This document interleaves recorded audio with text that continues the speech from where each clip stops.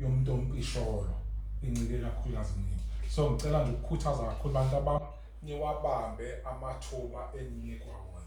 Ulibambe ithuba ulisebenzise to your own advantage. Njengoba ngisho nje nangesonto. Because every opportunity efikile kuwena yase iyadlula, you might not have the luxury of having it again. And ngisafundisa ePretoria, I used to tell my students ukuthi never go to bed ungafundanga ngisho neparagraph ethi incwadi noma ngabe yini, because if you do that uyolala ungafundile, know that that day you will have committed intellectual suicide.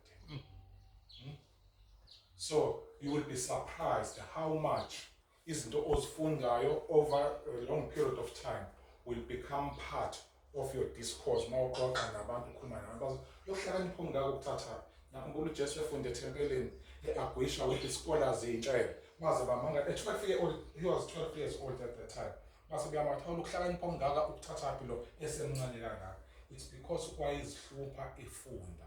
So nanesikhathi leso you still have age on your side, you still have health on your side, and iningi lethu la liphuma ngaphansi kweshelter enomzali noma enabazali.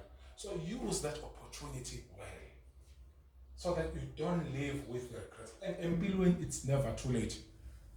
It's never too late. The only time it will be too late empilweni is when you have stopped trying. Never ever stop trying, Madaba. And it always pleases me uma ngihamba mhlawumbe ePinetown noma ngikuphi emgcobeni noma kunemicimbi nje ekhona, when I meet my former youth yase-Sansavia noma yase-St. Joseph's Cathedral, and the exchange that we have. I'm a very practical man. I'm sure you have noticed that somehow. I want to share, I want to share something, the impact I had on his life. Put us in there today because of izeluleko zakho nothando lwakho, siyohlala njalo siphila ngazo sikhumbule. This was a young man from St. Joseph's Cathedral oyingqondana nami eCatholika, but owaphenduka ngoba ebona i-youth yase-St. Joseph's Cathedral iba active. Bawushembe kubo, but simply because wabona abantu abasha bezimisela, naye wagcina esezimiselile waqhubeka, and kubo he's the only successful one.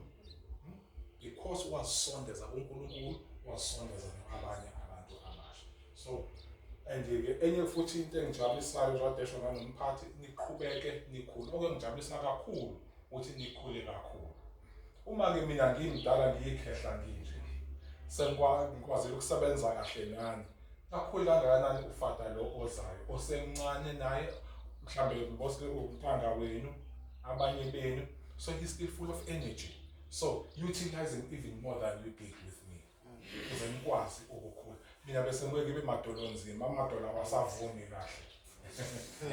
Manje nimsebenzise kahle. Ngiyakhumbula igama ababekhona sanje sahlaziya. Watch. So ngeke saya lokho siyakwenza. But ngifisela konke okuhle, kakhulukazi amaphupho amahle enawo. Don't let injabulo yesikhashana frustrate your dreams.